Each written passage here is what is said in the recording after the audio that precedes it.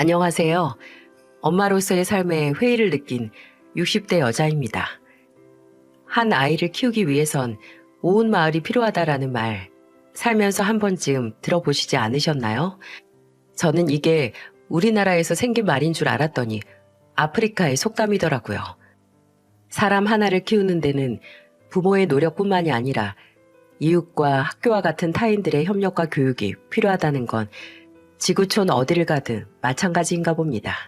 그리고 30여 년 자식 둘을 키운 지금, 곧 40을 앞둔 자식놈 키우는데도 남의 집 손을 빌리게 된 웃기지도 않은 경험을 했네요. 부끄럽고 지금도 마음 깊숙이 애들에게 미안하기도 하지만 젊었을 적 아들들을 제 손이 아니라 저희 어머니 손을 빌려 키웠습니다. 변명을 하자면 그 당시 제겐 별다른 선택지가 없었거든요. 28살 때 건설업체에서 일하던 남편이 도로 포장 작업을 하다가 롤러에 깔리는 사고를 당한 후 저는 혼자서 2살 터울의 아들 둘을 키워야 했어요. 원래도 넉넉지 못한 형편이긴 했지만 그래도 남편과 함께라면 가난도 이겨낼 수 있었습니다. 근데 그런 정신적인 버팀목이자 집안의 가장인 남편이 세상을 떠나니 저는 세상에 홀로 남은 것보다 더 막막한 고통을 겪어야 했죠. 아직도 기억이 납니다. 그 당시 애들을 맡길 곳도 없어서 어린 첫째 아들 손을 붙들고 둘째 아들을 포대기에 둘러엎은 채 사고 연락을 받은 병원으로 간 그날이 말이죠. 간호사들이 제정신이 아닌 저를 붙들고 남편의 시신이 기계에 깔려서 너무 아이들이 볼 수 없는 상태여서 아이들은 간호사분들에게 잠시 맡기고 남편을 마지막으로 보라고 하더라고요. 그렇게 애들을 맡기고 나서 더 이상 눈을 뜨지 않는 만날 수 없는 남편을 마주했을 때 그나마 멀쩡하던 남편의 얼굴을 붙잡고 눈물을 흘리며 오열을 했습니다. 이렇게 외롭게 혼자 가게 해서 내가 너무 미안해. 어떡해 여보? 어떡해. 사랑해. 내가 우리 수찬이 아빠 많이 사랑해. 미안해. 속으로는 어떻게 이렇게 날 두고 가냐 원망을 하고 싶기도 했습니다. 나 혼자 애들을 데리고 어떻게 살라고 하면서 말이죠. 하지만 저와 아이들을 두고 가는 남편의 마음도 편치 않았겠죠. 어린 자식들과 저를 두고 차마 하늘로 편히 가지 못할 그런 사람이라는 걸 잘 알기에 그 어떤 원망도 입에 올릴 수가 없었습니다. 한순간에 남편을 잃은 전 어머니께 아이를 맡기고 생활비를 벌기 위해 일했습니다. 다행히 지인 중 공장 일로 잔뼈 굵은 이모님이 있었기에 남편을 보낸 상처에 딱지가 앉을 틈도 없이 경제활동을 시작했죠. 그 당시 처음 일했던 곳이 통영에 있는 굴 양식장이었거든요. 이모님께서 당장 가까운 곳에 자리가 안 났는데 아는 분이 그곳에서 반장으로 있다고 딱 3달만 거기서 일하고 그 후에 본인이 조금 더 편한 일자리를 알아봐 주신다고 하더라고요. 양식장 근처 기숙사에서 지내면서 집에는 일주일에 딱 하루만 올 수 있었지만 그래도 3달만 고생하면 집에서 오고 갈 수 있는 공장에 취직할 수 있다니 그 당시 저에겐 감수할 만한 기회였습니다. 물론 그만큼 아이들과 떨어져야 하고 어머니에게 애들을 떠맡긴 게 걱정이었지만 내 자식, 내 가족을 책임져야 한다는 생각에 눈 질끈 감고 통영으로 향했습니다. 사실 둘째 아들은 크게 걱정이 없었어요. 그 당시 3살로 너무나 애이기도 했고 커서 기억도 못할 시기였거든요. 걱정은 첫째 아들이었죠. 워낙 애가 어려서부터 습기도 없었고 사랑을 잘 붙이지 않았던 터라 제가 잠시 외출만 해도 바짓가랑이를 붙들고 늘어지던 애였으니 3달간 일주일에 6일을 엄마 품에서 떼어놓는다는 게 엄마로서 큰 죄를 짓는 것 같았습니다. 지금도 5살짜리 아이 붙들고 어떻게든 엄마가 일하러 멀리 떠난다는 걸 설명하기 위해 쩔쩔매던 기억이 납니다. 그렇게 저는 3달 동안 가족을 위해 생활비를 벌기 위해 떠났고 제 아들들은 엄마와 떨어져서 할머니와 함께 지냈죠. 먼 곳에서 애들과 떨어져서 어찌나 외롭던지 매일 밤마다 애들 사진을 가슴에 품고 잠들었습니다. 그리고 얼른 주말이 오길 기다렸죠. 그리고 주말이 돼서 집에 가는 길에는 행여 애들이 내 얼굴은 까먹지 않았나 하는 마음 반, 얼른 애들을 보고 싶은 마음 반이 돼서 갔었죠. 집에 가면 둘째 아들은 그래도 그 작은 머리에 엄마 얼굴에 대한 기억이 있는지 보자마자 아장아장 와서 안기더라고요. 그리고 첫째는 양식장에서 일하고 처음 집에 간 날 첫째 아들은 온종일 제게 안겨서 울었습니다. 그리고 저도 그런 아들과 함께 울었고요. 참 너무 미안하더라고요. 가장 엄마랑 붙어 있고 싶은 시기 형편에 쫓겨서 애를 떼어놔야 한다는 제 현실이 비참하고 또 죄책감이 들기도 했습니다. 그래서 더 주말마다 집에 가면 애들을 옆구리에 끼고 살았어요. 딱 하루 쉬는 날 정작 쉬지도 못하지만 그래도 애들을 데리고 근처 공원에 산책이라도 나갔습니다. 근데 그렇게 엄마한테 붙어 있고 제가 통영으로 떠나는 날마다 제 바지가랑이를 붙잡고 늘어지며 가지 말라던 첫째 아들이 점점 무뎌지는 것 같았어요. 그때는 이제 애도 적응을 했구나 생각을 했는데 어째 주말에 갈 때마다 할머니 뒤에 숨어서 제게 오지 않는 아이를 보며 충격을 먹기도 했죠. 이제 아이에게는 자주 보지 못하는 엄마는 필요 없나 하고요. 어머니는 제게 얘가 원체 예민한 애니까 너무 걱정 말라고 하셨어요. 나중 되면 자식들은 나이가 들어 부모가 그때 어쩔 수 없이 그럴 수밖에 없었다는 걸 다 이해하게 된다고요. 그때는 그 말을 믿었습니다. 믿을 수밖에 없었죠. 그 말을 믿어야 제가 버틸 수 있었으니까요. 근데 가족을 위해 했던 제 선택이 이런 결과를 낳을 줄은 몰랐네요. 저는 20년이 넘도록 총 5군데의 공장에서 일했습니다. 양식장에서 석 달을 보내고 나서는 이모님이 소개시켜 주신 가죽 공장에서 일했고 그 후에 형편되는 대로 이곳저곳을 돌아다녔죠. 오랜 노동으로 인해 이미 30이 넘어서부터 손가락 마디마디 류마티스 관절염으로 고생을 했습니다. 스테로이드 성분의 약을 좀 오래 복용을 해서 손가락에 변형이 좀 왔는데 통증만 잡히면 그럭저럭 버틸만 했습니다. 그리고 무엇보다 울퉁불퉁해진 엄마의 손가락을 매만져주는 둘째 아들이 있었기 때문이었죠. 둘째 아들은 어렸을 때 제 손을 잡고 있는 걸 좋아했는데요. 제 손을 가만히 보다가 엄마 손가락은 왜 이렇게 울퉁불퉁하냐고 물은 적이 있었어요. 그래서 제가 씁쓸하게 엄마가 일을 많이 해서 그런다고 했는데 왜 애들 어렸을 때 꽃이나 풀이나 따다가 돌멩이로 빻으면서 놀잖아요. 근데 하루는 날이 너무 좋아서 애들 데리고 근처 공원에 가려고 했는데 첫째 아들은 집에 있겠다고 해서 둘째만 데리고 나갔었어요. 공원에 앉아서 둘째가 볼볼거리면서 노는 거 보고 있었는데 한창 풀이랑 꽃잎을 가져다가 돌멩이로 빻고 있던 둘째가 빻은 꽃잎이랑 풀을 섞어서 제 손가락에 가만히 발라주는 겁니다. 수찬아, 이게 뭐야? 이거 엄마 손가락 아픈 거 나으라고 바르는 거야. 내가 만든 약이야. 그때 둘째 나이가 아마 6살인가 7살인가 그랬을 겁니다. 그때 아무리 뼈와 근육이 변형될 정도로 일한다고 해도 어린 아들이 나를 이렇게 걱정해주고 생각해준다는 생각에 그래도 애들 곁에 있는 시간을 희생해 가족의 미래를 위해 돈을 번 걸 후회하지 않을 수 있기도 했네요. 종종 사춘기에 접어들 시기의 첫째가 제 가슴에 비수를 꽂는 말을 하곤 했지만 이것도 다 지나가겠거니 했죠. 수많은 공장을 돌면서 정착하지 못하고 일했어도 아들들이 나를 보고 웃어주는 거 한 번이면 힘든 것도 다 이겨낼 수 있었으니까요. 그러다가 딱 한 군데 이곳에서 뼈를 묻어야겠다, 여기서 은퇴를 해야겠다 생각했던 곳이 있었어요. 40대 초반에 일했던 유리공장이었는데 작은 공장이었지만 사람들도 좋고 조건도 좋아서 정착을 할 마음이 있었거든요. 무엇보다 제가 아들 둘이는 미혼모라는 걸 안 공장 사장님과 함께 일하는 직원들이 저를 참 많이 도와줬죠. 특히 그 시기에 저희 어머니께서 돌아가셨는데 사장님과 직원들 모두 그날은 공장 문을 닫고 장례식장까지 와서 저를 위로해줬습니다.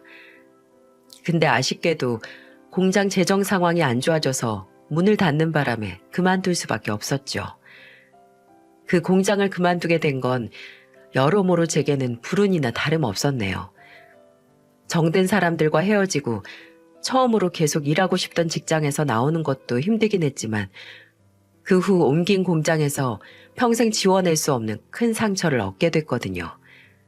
그 다음에 제가 간 곳은 섬유 공장이었어요. 집에서 좀 멀고 작업량이 좀 많긴 했지만 다른 곳보다 수당이 높았는데 그 시기 첫째 아들이 의대에 진학을 해서 등록금이 만만치 않았고 둘째 아들도 대학에 들어갈 시기라서 돈이 이만저만 빠져나가는 게 아니었거든요.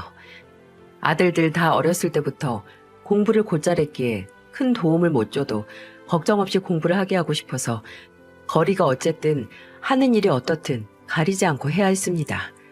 근데 그렇게 일하게 된 곳에서 1년 좀 넘게 일했을 때 큰 사고가 났습니다. 공장에 화재가 발생한 거죠. 저를 포함한 8명의 노동자가 화상과 같은 부상을 입었죠.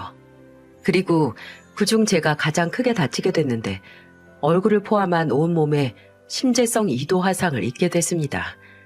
왜 어렸을 때 어른들이 불에 대해 있는 고통이 가장 큰 고통이라고 하셨었는지 그때 알게 됐습니다. 엄살이라고 하실지 모르겠지만 저는 그날이 제가 죽는 날이라고 생각을 했어요. 화상을 입으면서 쇼크로 정신을 잃었는데 그 짧은 순간에 아들들 얼굴이 순식간에 지나가면서 나는 아직 갈 때가 아니라는 생각을 했거든요. 첫째 아들은 의대만 6년 다녀야 했고 둘째는 대학에 입학한 후 동시에 공무원 준비도 하고 있었는데 내 자식들 나 없이도 잘 살 수 있는 모습 보고 눈을 감아야 마음 편히 남편 곁으로 갈 수 있었을 테니까요. 그렇게 정신을 잃고 병원에서 눈을 떴을 때 어렸을 때부터 잘 울지 않던 둘째가 눈물 범벅이 돼서 저를 보며 울고 있었고 그 뒤에 첫째를 봤을 때 아, 하늘이 내게 기회를 줬구나 싶더군요. 저승으로 끌고 가지 않을 테니 아들들과 함께 더 살라고 말이죠. 그 후 저는 1년 반에 걸쳐서 화상수술만 5회를 받아야 했습니다. 등 허리 쪽에는 3도 화상을 입어서 피부 이식까지 진행해야 했고요. 그리고 그때마다 둘째 아들은 학교까지 빠져가면서 제가 수술하는 날마다 함께 병원에 와주고 간병까지 자처했습니다. 다쳐서 애 학교까지 빠지게 만들었다는 생각에 미안하면서도 또 이래서 자식 낳아 키우는구나 싶은 흐뭇한 마음이 들기도 했어요. 첫째 아들은 워낙 의대는 공부량도 많고 곧 졸업을 앞둔 터라 많이 바빠서 첫 번째 수술 이후에는 같이 와주지 못했고요. 그때는 그저 첫째가 동생을 많이 믿어서 엄마를 맡기나 보다 하는 마음으로 이해를 했는데 제가 피부 이식 수술을 받을 때는 다른 수술보다 좀 많이 떨었어요. 근데 그때 둘째가 중요한 시험이 있어서 병원에 오지 못했거든요. 그래서 둘째는 첫째에게 형이 좀 가줘라 라고 했지만 첫째는 마찬가지로 공부 때문에 가지 못한다고 거절을 했습니다. 둘째는 원래 가족에게 무뚝뚝하고 차갑게 대하는 첫째에게 이런저런 불만이 있긴 했어도 말다툼을 할 정도로 사이가 안 좋진 않았어요. 근데 그날은 둘째가 형에게 언성을 높이더군요. 작작 좀 해라. 따지고 보면 엄마가 왜 이렇게 수술을 몇 번에 걸쳐서 받는데 다 우리 학비 벌라고 일하다가 다친 거 아니야. 대학 들어가서 공부한다고 등록금 한번 형 손으로 벌어본 적 없고 엄마가 번 돈으로 대학 다녔으면 엄마가 다친 거에 대한 일말의 죄책감 정도는 자식으로서 있어야 하는 거 아니야? 수술하는 날 엄마 병원 한번 따라가는 게 그렇게 어렵냐? 뭐 전국 의사들은 다 부모가 아픈 것도 무시하고 공부해서 의사 된 거래? 둘째 아들의 말에 첫째 아들은 콧방귀도 안 뀌었지만 이러다 싸움이 크게 날까 싶어서 제가 중간에서 말렸네요. 어차피 제 동생이 함께 가주기로 해서 괜찮다고. 이모가 오니까 걱정 말라고 둘째 아들의 마음을 안심시켰죠. 첫째 아들에게도 괜히 공부하는데 신경 쓰지 말라고 했고요. 그렇게 말했지만 그래도 사람 마음이 아무리 부모라고 한 번 든 서운한 감정을 막을 수가 없더라고요. 워낙 어렸을 때부터 감정 표현도 안 하고 무뚝뚝한 건 알았지만 그래도 한 번은 함께 가줄 수 없나 싶었고요. 근데 고인물처럼 마음에 남았던 서운함이 아주 잠깐 사라졌던 때가 있었습니다. 의대 졸업 후 인턴 과정을 마친 첫째 아들이 그 후 전공을 성형외과 전공의로 정했다는 거예요. 인턴 1년 후에 레지던트라고 전공의 4년 과정을 거치고 전문의 시험을 보게 되는 게 전공의 때 어떤 전문의가 될지 정하게 되거든요.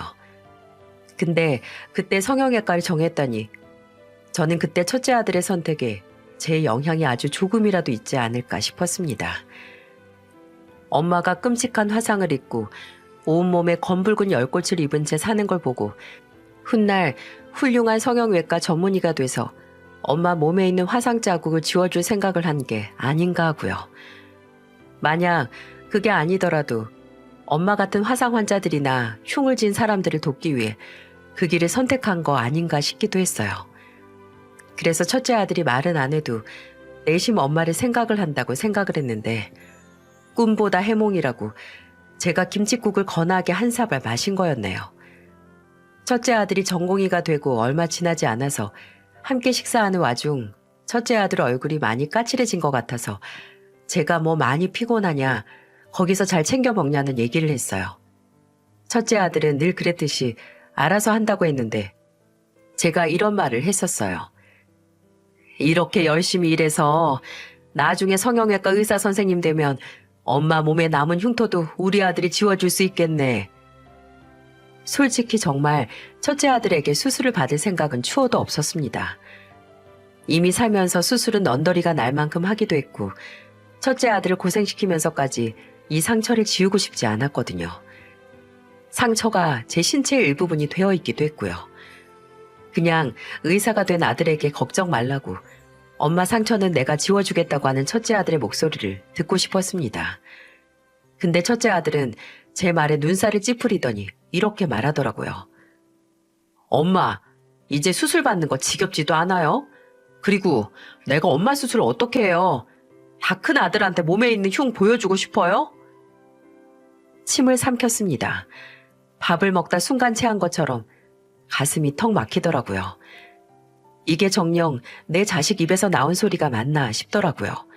전공의가 되고 일이 많아지고 공부할 것도 많아서 예민해지긴 했지만 그래도 이건 아니지 않나요? 둘째 아들도 그렇게 생각을 했는지 함께 식사를 하는 자리에서 젓가락을 탁 하고 식탁에 내려놓더니 그러더라고요. 말 한번 정 떨어지게 한다. 말로만이라도 알겠다고 할 수 없냐? 부모 흉터 치료 하나 못 해줄 거면 뭐하러 의사하냐? 생판 남들 치료는 어떻게 하려고? 넌 모르면 가만히 있어. 원래 실력 좋은 외과의도 가족 수술 때 집도 안 하는 법이야. 그럼 연줄 쌓아서 우리나라 최고 성형외과 의사 소개시켜줘서 엄마 흉터 치료해준다고 하던가. 사람 말이 아다르고 어다른데 말을 꼭 그딴 식으로밖에 못하냐고. 아휴, 그만해라, 그만해. 아침부터 뭐하러 싸우니? 실없는 것 같다가. 수철이 너 걱정 마라. 엄마가 그냥 한번 해본 소리니까 너한테 수술 맡길 생각 없었어. 아들들이 나이를 먹어갈수록 이런 식으로 집안의 말다툼이 잦아지곤 했습니다. 첫째가 제게 차갑게 굴거나 버릇없이 굴면 둘째가 저 대신 화를 내주는 것 말이죠. 그래서 조금이라도 조짐이 보이면 아들들 입을 막아버렸어요.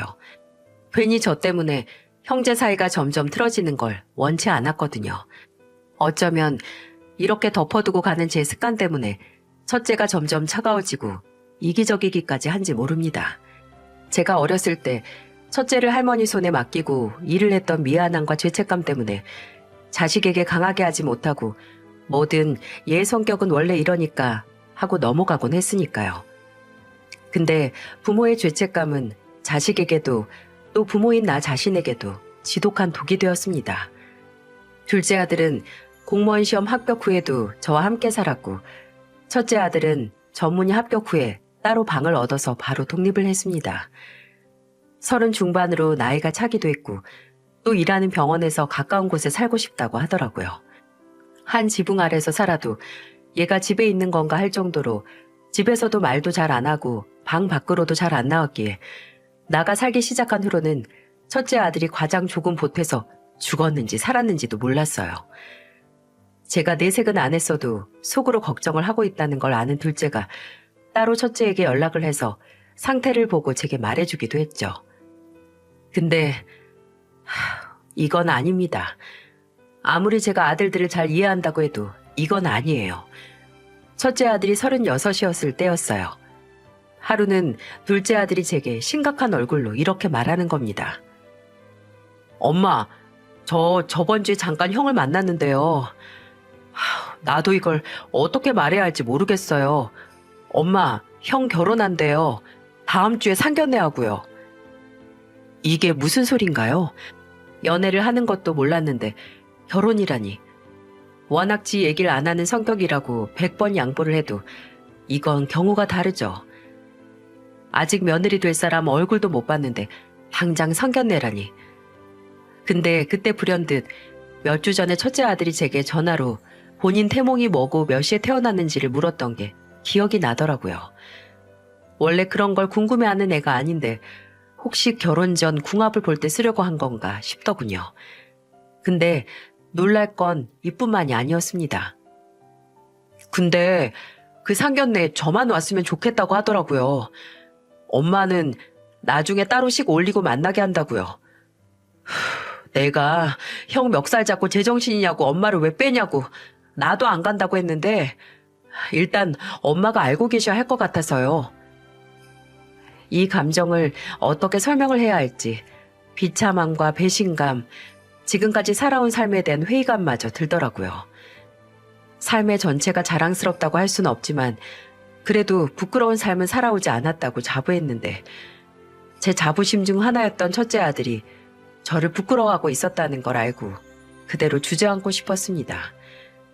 도대체 왜 지 엄마를 지 결혼식에서 없는 사람으로 만들려고 하는 건지 그 이유를 알아야 했기에 첫째 아들을 집으로 불렀어요. 집에 온 첫째 아들에게 묻고 싶은 건 수천 개였지만 당장 무슨 생각으로 나를 네 인생에서 지우려고 했냐고 물으니까 그 입에서 나온 말이 가관이었어요. 장모님 되시는 분이 점, 미신 뭐 그런 걸 잘 믿는 분이세요. 근데 아는 선배 말이 원래 몸에 화상 흉터가 있는 사람이 들어오면 집안에 화를 불러온다고 하잖아요. 원래 미신 맹신하는 어르신들은 그런 거 믿는다고. 그래서 그랬어요. 내가 엄마가 창피해서 그런 게 아니고 이 결혼 꼭 하고 싶어서요. 너 그게 네 엄마 창피하는 거야. 뭐? 집안에 화를 불러와? 그래서 네 엄마 세상에 없는 사람 만들어서까지 그 결혼 하고 싶다는 거냐? 네 장모가 너한테 행여 자네 어머니 몸에 화상 자국이 있으면 결혼 반대한다고 그랬어? 그건 아닌데 혹시 모르잖아요. 혹시. 그냥 조금이라도 잡음 나올 만한 거 미연에 방지한 거라고요. 그리고 세상에 없는 사람 안 만들었어요. 비약 좀 하지 마세요. 유정이나 장모님, 장인어른께 어머니가 당장 몸이 안 좋으셔서 만나지 못한다고 그렇게만 말했어요. 엄마, 나 결혼할 집안 장인어른이 중소기업 대표예요, 대표. 나 결혼만 하면 처가 돈으로 엄마 아들 잃은 건 병원 개업하는 건 시간 문제라고요. 엄마, 정말 아들 위해서 이 정도도 못 해줘요? 이제 와서 뭐? 엄마 아들? 말장난 하지 마, 이놈아. 네가 나한테 어떻게 이러니? 내가 어쩌다 몸이 타들어가는 고통도 감수하고 이랬는데 너는 나한테 이러면 안 되지, 너는. 내가 정말 이렇게까지 말 안 하려고 했는데 엄마, 부모면 그 정도는 당연한 거 아니에요? 세상에 낳아놨으면 자식을 위해서 그 정도 희생은 당연한 거 아니냐고요. 형, 말 다 했어? 뭐 맡겨놨냐? 엄마가 몸이 부서져라 일한 덕분에 편하게 공부해서 의대 간 주제. 뭐 당연한 거라고? 네가 지금 누구 덕분에 그 잘난 중소기업 대표 사위 되는 건데 그 집에서 너 의사 아니면 받아줬을 것 같아? 네가 누구 돈으로 의사 됐는데 말을 그따위로 해? 이 자식이 형한테? 야, 너 더 말해봐. 막말로 엄마가 돈이나 벌어왔지? 그 외 우리한테 부모 노릇한 게 얼마나 되는데? 돈만 벌어다 주면 대단한 부모야? 정작 필요할 때는 옆에 안 있어주는 게 무슨 부모라고 그렇게 싸고 돌아? 나 마음 같아서는 혼주석도 비워두고 싶어. 이 빌어먹을 자식이? 야, 너 이리 와. 당장 이리 안 와? 둘째 아들은 기어코 첫째 아들의 멱살을 잡고 말았습니다. 저는 그런 둘째를 말렸고 첫째에게 말했어요.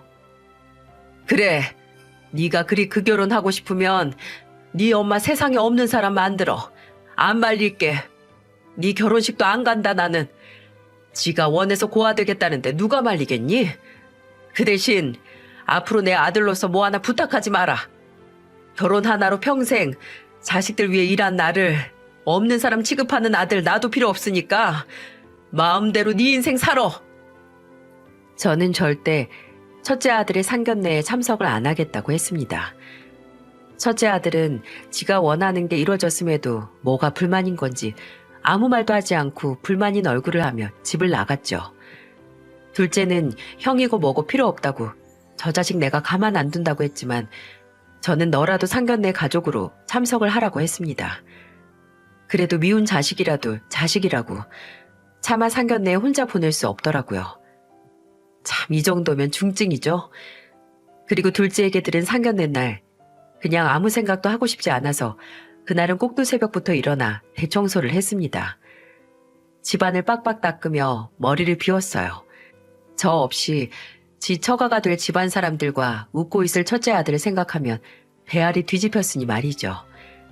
근데 초저녁쯤 끝날 거라고 생각했던 상견례가 일찍 끝났더라고요. 제게 등 떠밀려 나간 둘째 아들이 집에서 나간 지 3시간 만에 잔뜩 굳은 얼굴로 돌아왔거든요. 뭐야, 수찬이 너 왜 이렇게 일찍 왔니? 엄마, 저 사고 쳤어요. 사고? 무슨 사고? 한숨을 푹 쉬며 넥타이를 푸른 둘째 아들은 제게 기었고 참지 못했다고 하며 몇 시간 전 상견례에서 무슨 일이 있었는지 말했습니다. 그날 만난 사돈 어른과 사부인 그리고 첫째 아들의 결혼 상대 모두 첫인상이 굉장히 좋았다고 하네요. 상식적이고 친절해서 고작 미신 하나로 제 화상 흉터를 운운하며 결혼을 반대할 것 같지 않았고 아무래도 형이 결혼 전 괜한 걱정을 했던 건 아닌가 싶었다고요. 한창 식사 중에 사돈 어른께서 첫째 아들에게 이 좋은 날 사부인께서 편찮으셔서 못 만나 뵈서 어쩌냐고 몸은 좀 괜찮으시냐고 물었답니다. 그래서 첫째 아들이 웃으면서 걱정하실 정도는 아닌데 그래도 지금은 안정이 가장 중요할 때라고 하며 거짓말을 했다고 하네요. 근데 그때 둘째 아들 눈에는 태연하게 웃으면서 거짓말을 하는 형이 정말 꼴 보기 싫었다고 하네요. 가증스럽고 소름까지 끼쳤다고요. 그래서 도저히 가만히 있으면서 형의 거짓말에 가담하고 싶지 않았고 그때 아마 결혼식에도 참석 못하실 것 같다라고 말하는 첫째 아들의 말에 이렇게 말을 했다고 해요. 엄마가 왜 형 결혼식에 참석을 못하셔? 거동에도 아무 문제 없고 정신도 말짱하신데. 그 순간 식탁 위로 정적이 맴돌았고 사부인이 의아한 표정으로 물었다고 합니다. 아니, 거동이 가능하세요? 아니, 박사위는 걷는 게 불가능하시다고 하던데. 아니요, 무리라뇨. 전혀 무리 없죠. 야, 박수찬 너? 아마 형이 저희 어머니 몸에 난 화상 흉터 때문에 엄마를 여러분께 숨기고 싶어 하셨나 봐요. 듣기로는 형 장모님께서 미신을 아주 맹신하신다고. 행여 몸에 화상 입은 저희 어머니 만나면 집안에 화를 가져가게 될까봐 결혼 반대하시는 거 아니냐고 형이 걱정했거든요. 화상? 아니 그럼 사부인께서 거동을 못할 정도로 편찮으신 게 아니라 그저 몸에 화상이 있다고 박서방 자네가 우리한테 숨겨온 건가? 유정아, 너 이거 알고 있었냐? 네? 아니요. 아빠, 저는 전혀. 수철씨게 어떻게 된 거야? 진짜야? 박서방, 혹시 내가 자네한테 결혼 전 사주 궁합 본다고 태어난 시간 물어봐서 그런 거야? 아니, 내가 미신을 믿긴 하지만 그래도 무슨 사부인 화상 자국으로 결혼을 반대하겠어? 날 어떻게 본 거야? 나 참 어이가 없어서. 장모님, 그게 아니고 장모님이 그걸 믿으신다는 게 아니고 제가 좀 걱정이 돼서. 한순간 분위기가 얼다못해 쩍하고 금이 가게 된 상견례 자리에서 폭탄을 투척한 당사자인 둘째 아들은 태연하게 이렇게 덧붙였다고 하네요. 처음엔 저도 형이 이 결혼에 절박해 보여서 동생으로서 가만히 있으려고 했는데 도저히 저희 형제들을 혼자 힘으로 키우시다가 화상까지 입은 어머니를 없는 사람 취급할 수 없어서요. 그리고 무엇보다 미신 같은 얼토당토한 이유로 결혼을 반대할 지방과는 아예 사돈으로서의 연을 안 맺는 게 낫지 않을까 싶었습니다. 둘째 아들의 말에 사돈 어른은 잠자코 가만히 있다가 이내 조용히 자리에서 일어나며 이렇게 말했다고 합니다. 아니, 말 잘해줬어요. 가족이 될 결심을 한 마당에 마땅히 들어야 한 사실이었어. 박서방, 솔직히 자네한테 참 실망했네. 오늘은 이미 마주 앉아서 웃을 기분이 아니니 이만 일어나겠네.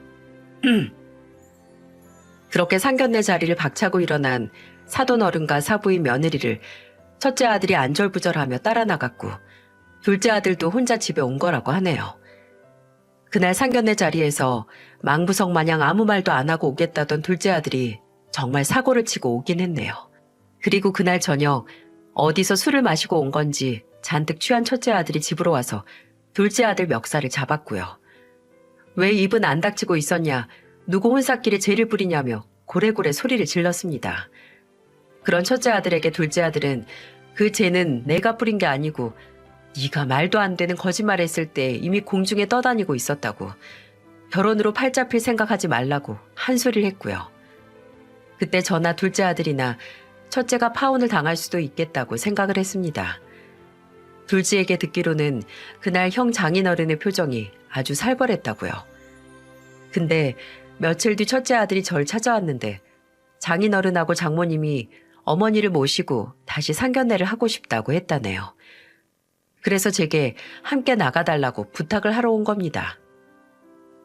너 내 말 잊었니? 아들로서 나한테 부탁하지 말라고 했지.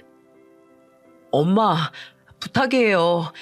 유정이가 며칠 동안 장인어른 설득해서 저한테 다시 한번 기회를 주신다는데 제발 저 한 번만 도와주세요. 제가 잘못했으니까 제발 딱 한 번만. 저 정말 이 결혼 하고 싶어서 그래요. 제 앞에 무릎을 꿇고 비는 첫째 아들을 보며 참 복잡한 심정이었습니다. 이렇게나 이 결혼이 하고 싶나. 근데 그게 며느리를 사랑하는 마음이 아니라 돈 많은 처가에 기대서 개원을 하고 싶은 마음인지 헷갈렸거든요. 이제 너 알아서 하라고 할까 싶다가 그래도 부모로서 마지막으로 해주는 부모 노릇이라고 생각하고 그 상견례 자리에 나갔습니다.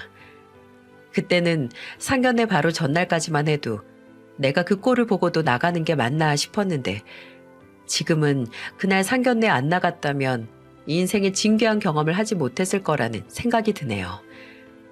그날 첫째 아들은 연거푸 제게 별다른 말할 필요 없고 다 본인이 알아서 할 테니 걱정 말라는 소리를 해댔습니다. 저는 그 말을 한 귀로 흘리며 초대받지 못한 곳에 가는 심정이었고요. 그리고 드디어 마주한 사돈 어른과 사부인은 둘째 아들의 말대로 첫인상이 참 푸근하고 느낌이 좋은 분들이셨습니다. 이렇게 만나기 전에 문제가 좀 있긴 했지만 말이죠. 근데 이상한 게 사돈 어른의 얼굴이 어딘지 낯이 익더라고요. 약간 진하게 생긴 이목구비와 특히나 눈에 띄게 두툼한 귓볼이 말이죠. 보면 볼수록 낯이 익어서 저도 모르게 빤히 바라보는데 사돈 어른과 사부인이 제게 먼저 악수를 건네시며 인사를 하시더군요. 안녕하십니까. 저 유정이 애비 최태영이라고 합니다. 늦었지만 이제라도 만나 뵙게 돼서 반갑습니다, 사부인. 그때 저도 모르게 아 하고 탄성이 나왔습니다. 사돈 어른의 이름 석자, 제 기억 속에 콕 박혀있는 이름이었거든요. 그리고 그 이름을 듣고 나니 낯익기만 했던 얼굴에서 명확히 예전에 제가 알던 그 모습이 보이는 겁니다. 살이 좀 붓고 머리가 새긴 했지만 그 푸근하고 자신 있는 표정은 나이가 들어도 빛바래지지 않았어요. 확신이 든 저는 무례를 무릅쓰고 음식이 나오기도 전에 사돈 어른에게 물었어요. 저 실례지만 사돈 어른께서 지금 사업을 하신다고 들었습니다. 네, 맞습니다. 사업이라고 해도 뭐 번들을 할 것 없이 작은 사무실이나 다름없습니다. 그럼 혹시 그 전에 공장을 운영하시지 않았나요? 네, 맞습니다. 그 공장이 망해서 문 닫고 얼마 안 있어서 지금 회사 차려서 여직 버티고 있습니다. 아니, 사부인께서 뭐 관상 같은 걸 보시나요? 어떻게 제가 예전에 공장했던 걸 아셨나요? 이건 박서방한테도 말을 안 했는데. 당연히 알고 있죠. 사장님, 저 그 공장에서 일했던 김미선이에요. 혼자서 아들 둘 키우던. 제가 앞서 정착을 하려고 생각을 했던 유리공장이 있었다고 했죠.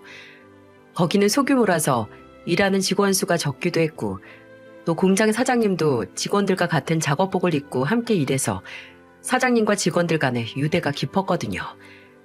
근데 공장이 망하고 나서 연락이 끊겼던 사장님을 제 첫째 아들의 상견례 자리에서 만난 겁니다. 사돈으로 말이죠. 믿겨지시나요? 정말 운명이 다시 만나게 할 생각을 하지 않았다면 만나지 못할 확률인 게 아닌가 싶네요. 제가 그 자리에서 제가 누군지 밝혔을 때 사장님, 아니 사돈 어른의 표정은 아직도 기억이 납니다. 얼굴에 진 주름이 한 번에 쫙 펴질 정도로 눈도 입도 크게 뜨며 제 얼굴을 찬찬히 살피기 시작했고, 이내 미선, 김 반장 이라고 감탄에 가까운 소리를 내시더군요. 제가 그 공장에서 반장이었거든요. 직원 수가 적기도 했고 제가 반장이었어서 근 20년이 지난 그때도 저를 기억하고 계셨나 봅니다. 아니, 우리 김 반장, 아니 사부인, 이 무슨, 어떻게 자네를 여기서 만나? 여보, 사부인하고 어떻게 아는 사이인지 말 좀 해줘. 나 예전 그 유리공장에서 반장으로 있었던 직원이야. 왜 당신도 기억할 거야? 20대 때부터 혼자 아들 둘 키우는 직원 하나 있다고. 어머, 이게 무슨 인연이야? 너무 신기하다. 그러게나 말이야. 김반, 아이고, 내가 우리 사부인을 계속 예전에 부르던 대로 부르고 있네. 사부인, 저 옮긴 공장에서 사고를 당했다는 걸 듣긴 했어요.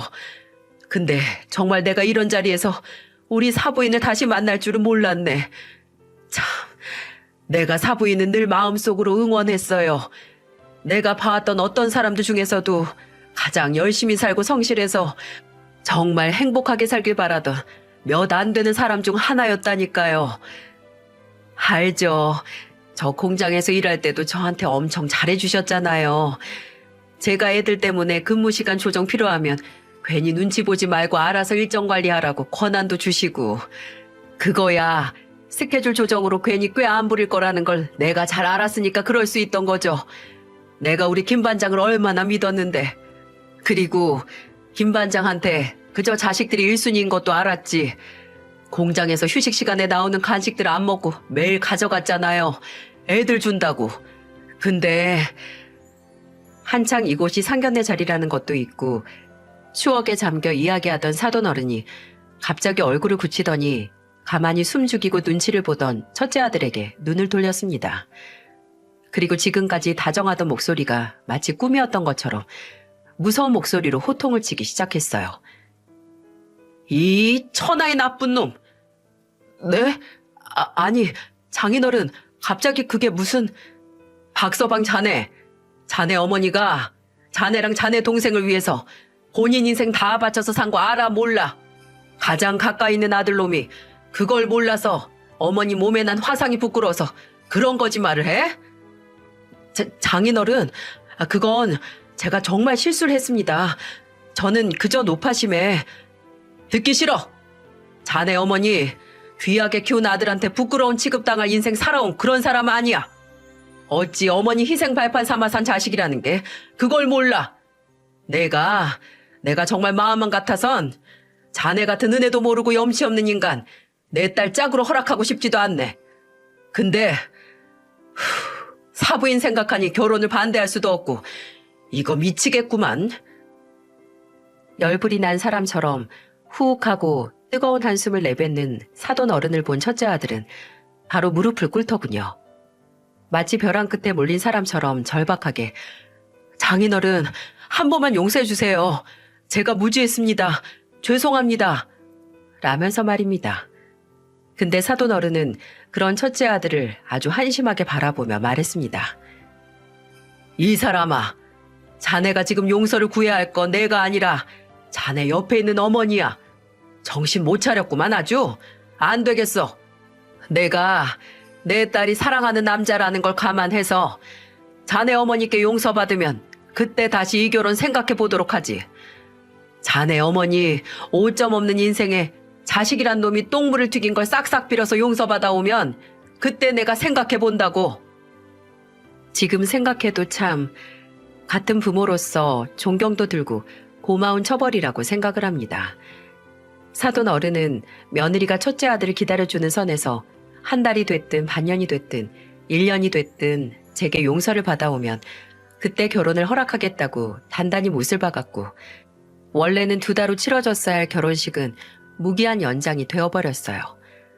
그리고 첫째 아들은 정말 제게 수시로 와서 용서를 구했습니다. 이제 나도 내 잘못을 안다고, 죄송하다고, 엄마께 상처를 드릴 생각은 아니었다고 제발 한 번만 용서를 해달라고 하며 장인어른께 가서 날 용서한다는 한마디를 해달라고 빌었죠.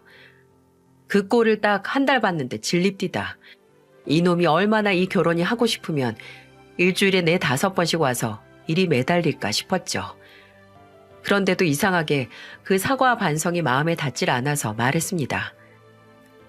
수철아, 너 생각해봐라. 네가 지금 이렇게 나한테 용서를 구하는 게 만일 네 잘난 장인어른이 하라고 안 했으면 없었을 일 아니니? 아니에요, 엄마. 물론 계기는 됐지만 저 정말 반성 많이 하고 엄마께 죄송한 마음이에요. 그래, 나는 너랑 나 사이보다 고작 본지 얼마 되지도 않는 네 장인이 훗날 네 병원 개업해준다는 그 장인의 말이 계기가 되고 떠민다고 냅다 나한테 사과를 하는 너한테 실망이다. 나도 네가 어렸을 때 내가 곁에 있어주지 못한 것 때문에 불만이 많다는 거 알아. 나도 많이 미안하지. 근데 어떻게 곧 40을 앞둔 자식이 그럴 수밖에 없었던 엄마의 상황과 마음을 아직도 몰라? 너 사춘기 때부터 나랑 말다툼하면 꼭 그 소리 했잖아. 엄마가 언제 내가 원할 때 곁에 있어준 적 있냐고. 근데 수철아, 엄마는 그때 그 조금이라도 너희 곁에 있으려고 그렇게 일했던 거야. 내 몸이 부서지든 손가락이 기형이 되든 상관없이. 지금 돈을 안 벌면 나중에 더 니들 옆에 있을 수 없으니까. 내가 몸에 불이 붙었을 때도 너희가 엄마한테 완전히 독립하기 전에 떠나는 거라서 내 새끼들 행여 엄마 죽음 때문에 더 우울하고 힘들게 살까 걱정했던 게 나야. 근데 너는 엄마가 그렇게 있게 된 상처를 부끄러워하니? 그러니 내가 떠받치고 있던 하늘이 무너지지 않고 배기겠어? 내가 네 장인어른한테 가서 말하긴 하마. 결혼 허락해주라고. 근데 나는 아직 널 용서 못하겠다. 시간이 얼마나 들 줄은 모르겠지만 그래도 지금은 아니야. 어쩌면 이 몸에 있는 화상 흉터처럼 영원히 사라지지 않을 수 있겠지. 지금은 그저 매일같이 네 얼굴 보기 불편해서라도 네 장인어른한테 가서 결혼 허락해달라고 하는 게 나을 것 같구나. 제가 말을 마쳤을 때 첫째 아들은 뭘 잘했다고 서럽게 울고 있더라고요. 애처럼 눈물을 도르륵 도르륵 쉴 새 없이 흘리며 죄송합니다, 죄송합니다, 잘못했어요 하면서 울더라고요. 저는 다음 날 상견례 때 필요한 게 있으면 언제든 연락하라며 사돈 어른이 준 명함에 있는 번호로 전화를 했고, 그렇게 만난 사돈 어른에게 말했습니다. 아직 완벽하게 용서를 하지 못했지만 앞으로 두고 보면 되니 이 결혼을 허락해 달라고 말이죠. 그랬더니 사돈 어른은 제게 물었습니다. 첫째 아들이 언제 결혼을 해도 상관이 없냐고 말이죠. 저는 크게 상관은 없다고, 그저 본인이 원하는 사람과 하는 게 중요하다고 했는데 그때 사돈 어른이 그러더라고요. 사부인께서 상관이 없으시다니 그럼 결혼식은 제가 내킬 대로 하겠습니다. 제가 보기에 사부인께 저지른 일에 반성을 했다 싶을 때 그때 허락을 할 테니 사부인은 편하게 아들이 달라지는 모습을 지켜보시면 되겠네요. 첫째 아들은 그 일이 있고 장장 1년 만에 결혼식을 올릴 수 있었는데 사돈 어른은 결혼 전까지 정말 수시로 제게 연락을 해서 요새 박서방이 뭐 힘들게 하는 건 없냐, 잘 지내냐, 이번 주에는 몇 번 얼굴 보러 오고 용돈은 좀 두둑이 주고 갔냐고 확인을 했습니다. 그나마 첫째 아들이 제 눈치를 보고 반성을 하고 있다는 걸 들었을 때도 영 탐탁지 않게 생각하던 사람이 끝내 결혼을 허락했던 건 사돈 어른도 부모이기 때문이겠죠. 딸이 그렇게 원하던 결혼을 끝까지 반대할 수 없었을 테니 말입니다. 그리고 첫째 아들은 반성의 시간 동안 제게 총 수십 통에 걸친 편지를 썼는데 거의 다 본인의 행동을 후회하고 죄송하다는 말뿐이었어요. 그 수십 통의 편지 중 이런 부분이 있었어요. 사실 이미 오래전 엄마가 저희를 위해 그런 선택을 하셨고 저희 곁에 있는 시간을 포기할 수밖에 없었던 거 알았어요. 근데 그걸 모르던 시절 엄마에게 괜히 짜증을 부리고 모든 일을 엄마 탓으로 돌리는데 이미 익숙해져 있었고 어리석은 생각에 먼저 엄마에게 다가가지 못했어요. 다 제가 못나고 한심해서 지금까지 엄마에게 수천 번, 수억 번의 상처를 드려서 이제와 용서를 구하는 것도 괴로울 정도로 죄송해요. 그리고 무엇보다 어머니 몸에 난 화상보다도 제가 어머니께 드린 마음의 상처가 더 오래 어머니를 힘들게 하고 슬프게 했을 거라는 생각에 매일 밤마다 잠에 들지 못해요. 엄마께서 언제 이 못난 아들을 용서하실지 모르겠지만 저는 늘 엄마 곁에서 엄마의 아들로서 기다릴게요. 이 편지에서 처음으로 첫째 아들의 진심을 느꼈습니다. 과정이 물론 깔끔하거나 문제가 없었던 건 아니지만 그래도 그동안 첫째 아들 속에 있던 진짜 마음을 알게 된 건 잘 됐다 싶더라고요. 그래도 완전히 첫째 아들을 용서하기엔 모자라긴 했지만요. 그래서 결혼식 날 첫째 아들이 양가 부모님께 인사를 드리면서 제게 절을 할 때 거의 통곡 수준으로 울었을 때 저는 눈물을 단 한 방울도 흘리지 않기도 했네요. 아마 모르는 사람은 저를 보고 냉혈한 어머니라고 생각했을 거예요. 결혼 후에도 첫째 아들은 반성하고 달라지는 모습을 보여줄 생각인지 제 생각보다는 오랫동안 제 눈치를 봤습니다. 그전에는 달에 한 번을 안 하던 안부 연락을 하루에 한 통씩 꼬박꼬박 하질 않나 꾸준히 제게 용돈을 보내고 저와 만날 약속을 잡으려고 하더라고요. 제가 찾아와도 한동안 집 문을 안 열어줬거든요. 근데 나중에 알고 보니 이것도 첫째 아들 혼자만의 행동은 아니었습니다. 둘째 아들에게 듣기로는 며느리가 첫째 아들에게 조건을 걸었다고 해요. 본인과 결혼하고 1년 안에 제 용서를 받지 못하면 결혼을 무효로 하자고 말이죠. 그만큼 절박하게 노력을 보이라고 했다는 겁니다. 그래서 둘이 혼인신고도 안 했대요. 제 용서를 들었을 때 혼인신고를 한다고요. 제가 이 말을 듣고 따로 며느리에게 나 생각해서 그럴 필요 없다고 너희가 좋아서 한 결혼인데 나 신경 쓰지 말고 그저 둘이 알콩달콩 살라고 했거든요. 근데 며느리는 고개를 젓더니 단호하게 말하더군요. 어머님이 어떤 분인지 아버지께 익히 들어서 알고 있는데 그런 분에게 상처를 준 자식, 저도 끝까지 개과천선한 모습 안 보여주면 데리고 살 마음 없어요, 어머님. 그래도 지금은 본인도 반성을 하고 있다고 하고 그만큼 달라진다고 하니까 한 번 기회를 준 거지 만약 저하고 결혼하려고 잠깐 바뀐 척 한 거면 저도 뻥 차버릴 거예요. 그게 아버지께서 평생 믿고 일을 맡겨온 어머님에 대한 예의라고 생각해요. 콩 심은 데 콩 나고 팥 심은 데 팥 난다고 대쪽 같고 올곧은 사돈 어른에게서 태어나 자란 며느리는 그만큼 올곧은 심정을 갖고 있더라고요. 첫째 아들과 결혼 후 며느리는 따로 저를 찾아와서 함께 식사를 하고 차 마시는 사이가 됐는데 제게 본인 남편이 저지른 잘못과는 별개로 저와 잘 지내고 싶다고 하더라고요. 참 사돈 어른이 심은 콩에서는 이리 예쁜 콩이 났는데 제가 심은 콩에서는 왜 팥이 나왔는지 모르겠습니다. 그래도 그 팥이 어떻게든 다시 콩이 되기 위해 노력을 하고 있는데 잠시 지켜보는 것도 나쁘지 않겠죠? 행여 나중에 다시 배신당할 일 없게 큰 믿음은 주지 않으려고 합니다. 어쩌겠습니까? 저와 그리고 먼저 떠난 사랑하는 남편이 함께 심은 콩이니 끝까지는 봐줘야겠죠. 그래도 함께 지켜봐줄 사람들이 많으니 거기서 위안을 얻긴 했습니다. 작년 겨울에 둘째 아들이 결혼을 했는데 그때 첫째 아들이 화해 겸 둘째 아들 결혼 자금으로 3천만 원을 보태줬습니다. 아마 본인이 팥에서 콩으로 가기 위한 투자였겠죠. 앞으로 제가 다시 첫째 아들을 믿고 용서할 때까지 몇 년이 걸릴지는 모르겠지만 자식을 세상에 끌어올린 부모로서 천천히 기다려보려고 합니다. 이번 주부터 날씨가 아주 따뜻해진다고 하죠. 추운 겨울이 지나 늘 그렇듯 당연하게 봄이 오는 것처럼 아무리 힘든 고비가 찾아온다 해도 살면서 어떤 일이 우리를 기다리고 있을지 모르니 우리 모두 힘내서 살아갔으면 합니다. 이야기를 들어주신 여러분께 깊은 감사를 드립니다.